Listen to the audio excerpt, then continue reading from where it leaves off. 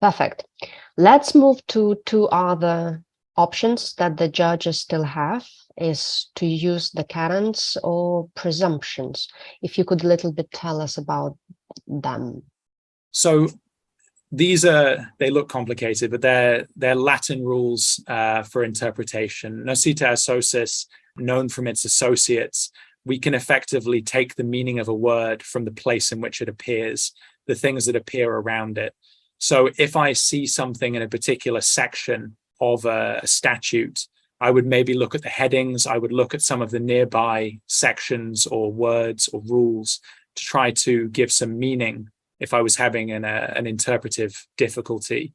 Ejusdem generis is similar, but I would say the most direct example I could give of this is if I had a list.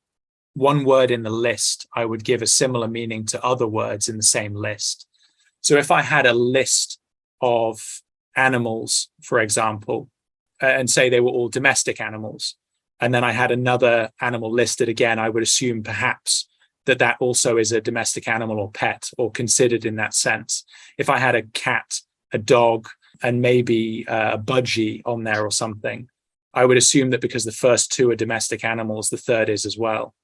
Expressio unis et exclusio alterius. So this is where we're so direct and specific with one thing that it may exclude others. That often, I would say, would actually be apparent in the wording itself.